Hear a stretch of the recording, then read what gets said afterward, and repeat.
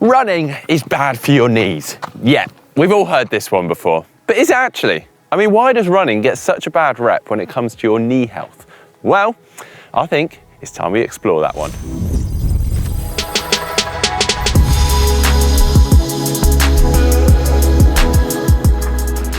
Now, running with bad form is bad for your knees. That statement, I feel, needs very little debate. However, what I do want to find out today is whether just running generally, and even running with good form, whether that is also bad for your knees. Now, the rumour that running damages your knees comes from the historic and factually incorrect belief that osteoarthritis purely arises as a result of wear and tear. Now, osteoarthritis is a degenerative disease that causes the breakdown of cartilage and results in pain and inflammation in the area. Now, the most common risk factors are age, weight, sex, it is more common in women than it is in men, genetics, joint injuries, and further down that list comes repeated stress on the joint. Well, you're probably thinking, that sounds a lot like running. Well, that leads me on to an interesting find. See, some recent studies, which I will drop in the description down below, have actually shown that conditioned runners actually have a lower risk of osteoarthritis than normal sedentary or overweight people. Now, we're not saying obviously that running will never cause any injuries or knee pain, but the fear that running will wear out the knees just simply isn't true. It's actually thought that weight bearing in the form of running helps to stimulate the cartilage in your knees to repair and remain strong. So there we go. We've debunked pretty much the standout myth linking knee pain and running together. So now let's look at some of the more common types of knee pain, how they're caused, and see what, if any, link they have to running too. And to do that, we can go back to a little bit of an anatomy lesson to understand exactly how the knee works and the mechanics. Now, the knee joint is a hinge joint, so it moves in a single plane forwards and backwards. You can flex or extend the knee. That makes it more simple than some of the other larger joints, but it still has quite a lot going on and therefore several areas that could cause pain. Now, the thigh bone or femur makes up the top of the knee joint. This sits to the top of the tibia bone, the big shin bone. There are two other bones that are involved in the knee mechanics but do not take quite the same load. We also have the kneecap or the patella bone that floats over the front of the knee joint. It actually makes up its own joint, the patellofemoral joint, but we don't need to worry too much about that. The final bone is the fibula, the small shin bone that sits just below and to the outside of the tibia here. Now, to reduce friction, all areas of bone within the joint are covered in what was known as cartilage. I'm sure you've all heard of cartilage before. It's essentially a nice layer of protection. And we also have bursas within the joint. These are little fluid-filled sacs, which unfortunately can become inflamed and is known as bursitis. And then because the knee takes quite a lot of load, we also have an added layer of protection on the top of the tibia bone known as the meniscus. You can think of this like added shock absorption.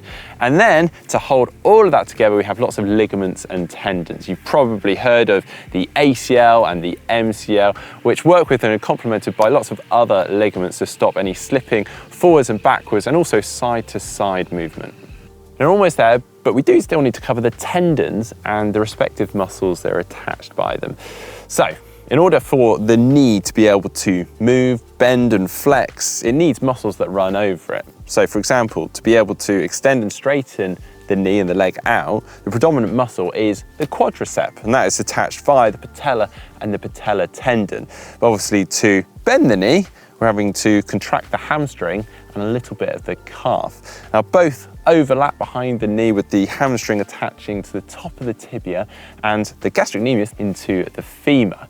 Now you may be wondering why I'm going into so much depth about the anatomy, but this will all come in and be helpful as we start to talk through the causes as to why you may be getting some knee pain and actually how to prevent them altogether in the first place.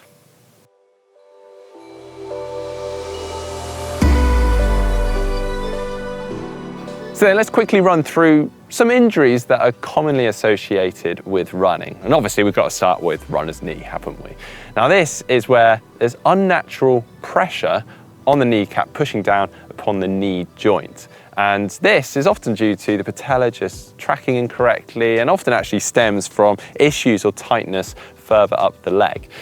And whilst we talk about the front of the knee, we also have patellar tendonitis. This is when we have inflammation of the patellar tendon, also known as jumper's knee. And this is a result often of explosive movements. And then also we have bursitis. As we discussed earlier, this is inflammation of the bursas, small fluid-filled sacs which are normally there to help reduce friction. But unfortunately, when they do become inflamed, they almost seem to do everything but that. And there's several of those within each of the joints. Now, if you do end up with bursitis, it may actually be a result of increasing your volume or mileage too quickly.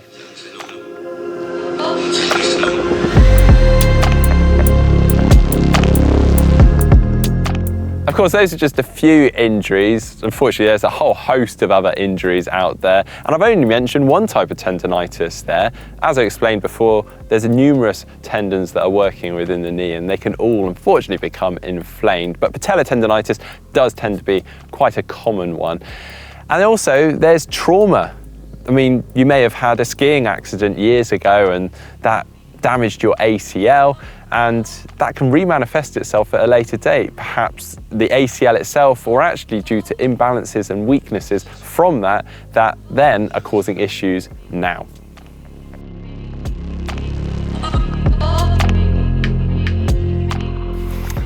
Well, that segues me nicely on to talk about injury prevention. Of course, nobody wants any of these injuries, so how do we go about preventing them? Well, first port of call is conditioning. And by conditioning, I don't mean necessarily going to the gym and having to throw a load of weights around. You can easily do this from home, just some simple activation and mobility exercises, essentially allowing you to be strong, balanced, and run with good form. And with that, obviously the mobility work will help to keep your muscles nice and lengthened so that you can run with this good form without fighting against yourself. Next, we have your running mileage. Of course, you want to make sure that you gradually increase your running mileage and you don't do anything too sudden. But with that, you also make sure that you're factoring in good recovery periods where you allow your body time to adapt and recover. And then an important one, your footwear. You want to make sure that you're wearing some trainers, some running shoes that are suited to your gait. And again, are working with you rather than against you. And also make sure that they're not dead and you've got plenty of life left in them. Finally, back to the original question. Is running bad for your knees? No, and I stand by that. Despite having listed off numerous injuries here that could be associated with running, but for the most part are caused by either forgetting, ignoring, or simply not being aware of some of the measures to prevent them. And the main one being bad run form. Yeah, you need to work on that run form. And the best way of doing that is with drills. And let's not forget that the knee joint is essentially a hinge joint. It's designed to work in a linear plane. So doing these drills to help with the form is going to be invaluable, and working not just on the legs, but also further up the chain too. Now, if you do have any questions on knee injuries or anything to do with injuries from running, then do drop them in the comment section down below. If you are suffering from runner's knee specifically, we do actually have a video on that already that goes into some depth on the injury and how to get through it and out the other side. So go and check that out. While you're at it, don't forget you can subscribe to the channel and also give this video a thumbs up.